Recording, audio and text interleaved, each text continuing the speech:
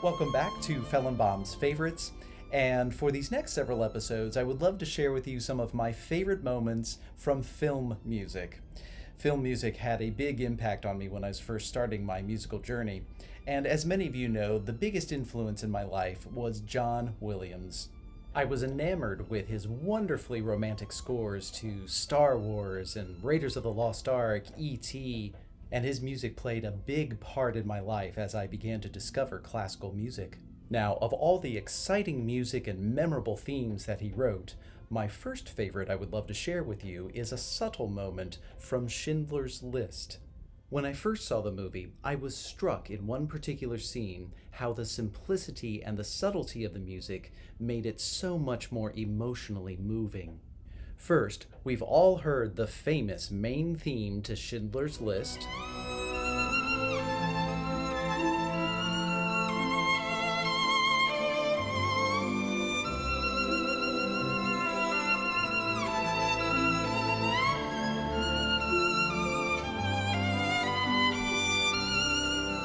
That's the great Itzhak Perlman performing in concert, and who also recorded the solos for the soundtrack. However, that theme is used in the following scene, but in a different way. At this point in the movie, Oskar Schindler has been employing Polish Jews for his factory, but for the additional reason of saving them from slaughter from the Nazis in their labor camp. A woman, Regina Perlman, visits Schindler and asks if he would save her parents. She says there is word on the street that his factory is a haven, and provides the additional information that the Nazis are starting to kill old people. Schindler doesn't take this well, and tells her she is mistaken, as he certainly doesn't want word of this getting back to the Nazis, who he has been bribing to acquire these Jewish workers as cheap labor. He asks her to leave in a fit of anger, and after he vents his frustration to his business partner, Itzhak Stern, he relents and asks Stern to bribe the Nazi officials to release the two elderly parents.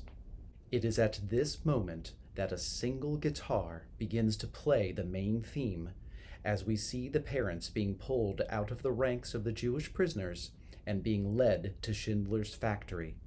And off to the side we see Regina witnessing the salvation of her parents.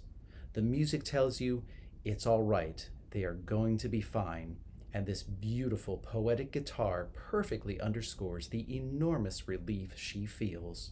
Here is the 6-minute scene, and a word of caution that there are a few disturbing flashback moments when the main villain, Amon Goeth, shoots several workers in the head to demonstrate his cruel resolve.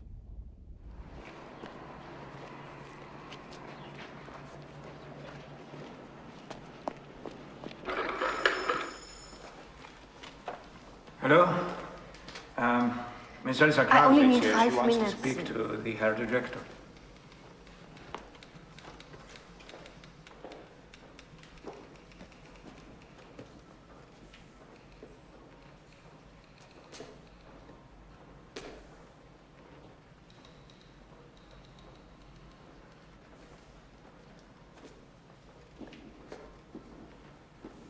Yes.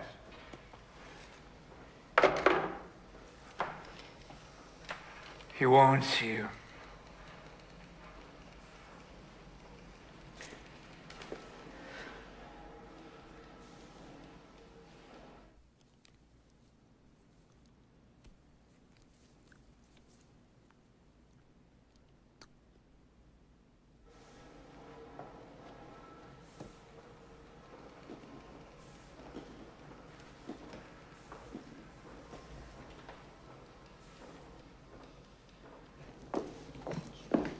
Please, sit down.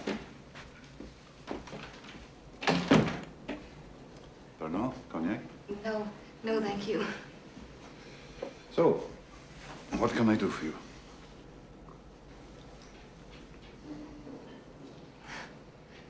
They say that no one dies here. They say your factory is a haven. They say you are good. Who says that? Everyone.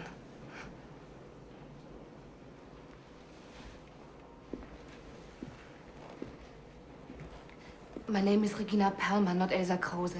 I've been living in Krakow on false paper since the ghetto massacre. My parents are in Błaszów.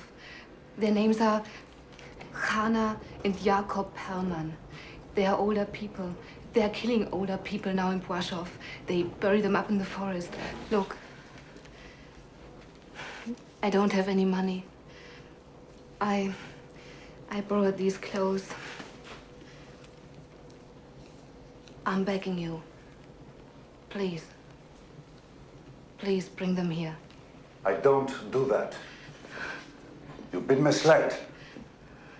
I ask one thing, whether or not a worker has certain skills. That's what I ask, and that's what I care about. My father is an importer, not a metal worker. Such activities are illegal. Started to get forced papers. You will not entrap me, Miss Strasser. Left in... Cry, and I will have you arrested. I swear to God.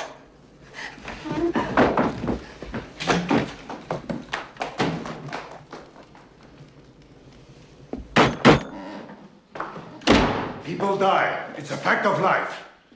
He wants to kill everybody? Great. What am I supposed to do about it? Bring everybody over? Is that what you think?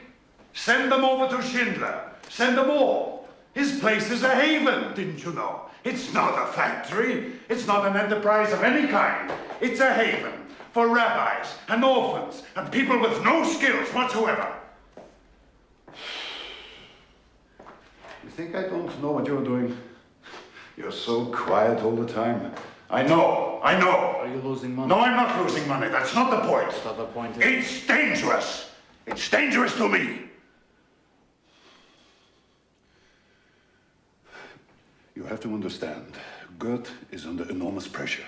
You have to think of it in his situation. He's got this whole place to run.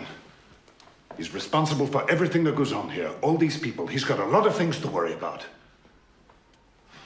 And he's got the war, which brings out the worst in people. Never the good, always the bad. Always the bad. But in normal circumstances, he wouldn't be like this. He'd be all right. There'd just be the good aspects of him, which is a wonderful crook. A man who loves good food, good wine, the ladies, making money. Killing. He can't enjoy it. Bayevsky told me the other day somebody escaped from a work detail outside the wire. Gert lined up everybody from the missing command's barracks. He shot the man to the left of Bayevsky, the man to the right of him. He walked down the line shooting every other man with a pistol.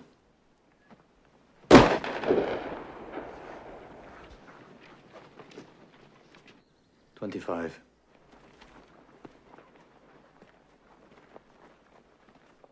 What do you want me to do about it? Nothing. It's just talking.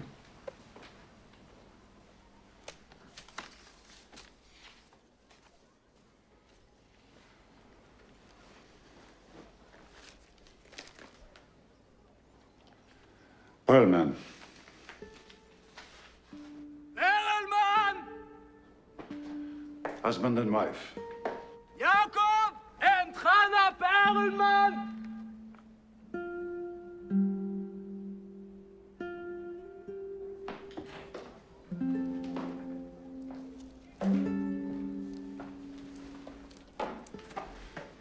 Have Goldberg bring them over.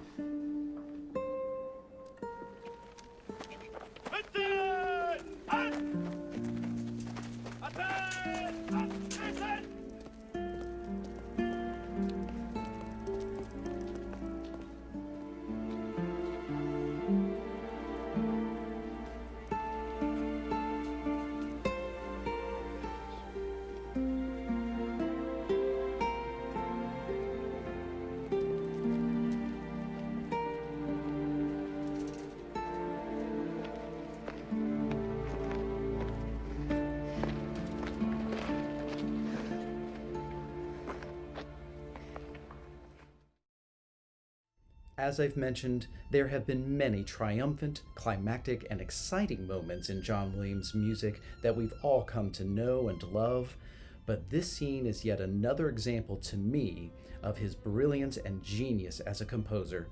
He won the Academy Award that year for this soundtrack, and I feel this scene is one of the key reasons this film score was so outstanding.